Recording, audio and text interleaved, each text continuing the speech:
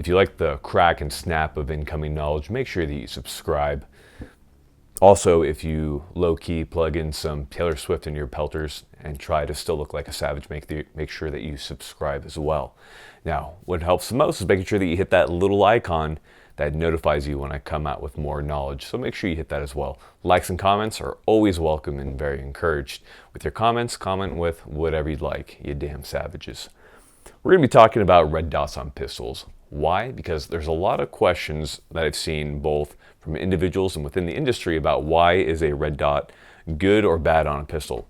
Personally, I think it's good, and I'm going to go ahead and outline a couple of reasons to support that claim. First thing, one benefit that we get from using a red dot on a pistol is going to be sight acquisition. So we're going to have faster acquisition onto target. Now, I've seen a lot of people say, hey, when I bring my dot onto target, I spend a lot of time fishing around trying to find that dot. So it's not faster. Now, I would counter and say, it's not specifically that it's not faster, it's just you haven't trained with it enough. It takes a lot of repetitions to get to the point where you bring that weapon up and immediately see the dot. I would say somewhere around, I think 1,000 repetitions of draws and bringing the weapon up into my eyesight before I became comfortable and began to increase my speed from there. What's important is that you have iron sights that co-witness through the dot. So that way when you're starting, you just line up the iron sights and your dot will be brought into your view. Eventually, you'll become natural enough to the point where you can simply bring that weapon up into your eyesight and see the dot. Easier long-range shots. So should you need to make a shot past 25 meters, it's not that it's impossible with iron sights and not even that it's particularly hard, but it's much easier with a red dot on your weapon. One of my favorite things about having a red dot on the weapon is the ability to track moving targets that much easier. Should you be in any type of environment where you got some thought that you need to beat to the gun and they're moving and you're moving, that red dot's going to make your life a little bit easier. Low light shooting is a lot easier with a red dot in my opinion. Now, should you be shooting with NVGs, the pistol's going to be out of focus due to that shallow focal plane, and the dot will be in focus. I find that shooting with NVGs on with a red dot equipped pistol to be a little bit easier. Now there are other solutions such as using some type of laser aiming module on the bottom of the pistol or something like that, but it is another option, and I do enjoy shooting with a red dot with NVGs on quite well. Now if you're shooting in low lighting conditions and you have a dot that has an adjustable intensity level, which I would encourage you to get one of those, then you can adjust the brightness of the dot for that particular environment. Now, one concern can be is if you have a very high-powered flashlight, say a Surefire X300U or some other similar flashlight, and you turn that on, you might wash out the dot. Now, what's going to be important is that you have that dot either set to the correct intensity level or that you're straight up point shooting off that light or something along those lines. It's going to be based on the individual operator / guy in his mom's basement. So do whatever works for you when it comes to that. If you have poor eyesight, they can help a little bit as well. Now, not all poor eyesight is going to immediately equal a red dot being better for you, because obviously there are some cases of your eyesight actually affecting the way the dot looks.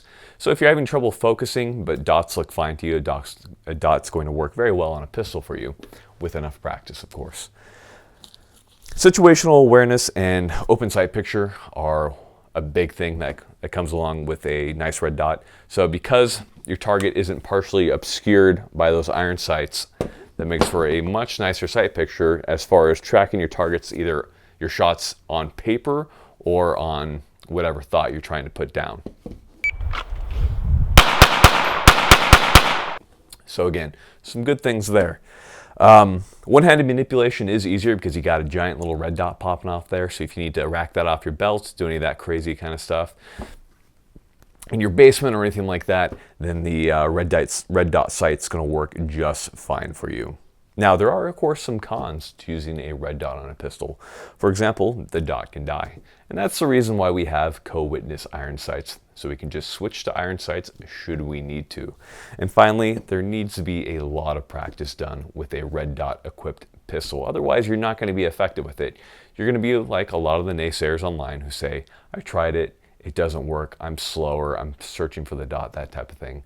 So there is a lot of practice that comes along with it. Dare I say, you should become somewhat of a professional if you have a dot on your weapon.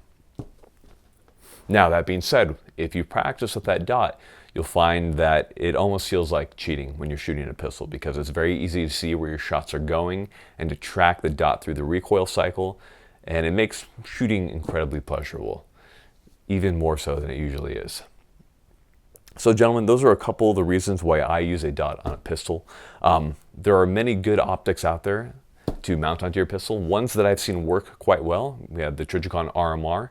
Now I realize that some people do have problems with the battery contacts. So either you can use one of the solutions, such as bending out the contactor or having some type of good sealing plate, or you can move over to one of the models that utilizes fiber optics in order to light the optic.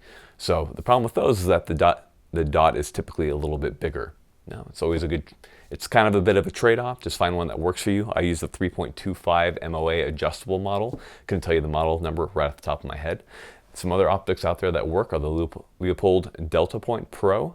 You have the EOTech MRDS, the Doctor Sight, and also the Aimpoint T1. So people have been mounting those with pistols. Just realize that if you mount a T1 to your optic, you're going to have a little bit of trouble finding a holster that's going to work well for you. And that does, to some extent or another, apply to most of the pistols. Now, that being said, I do conceal carry my optic-equipped weapon, and it works quite well in the G-Code Incog. And there are others out there, such as the T-Rex Arm Sidecar, that work well with optic-equipped pistols. Just realize that there are more things to think about when it comes to holster design if you have a red dot on your pistol.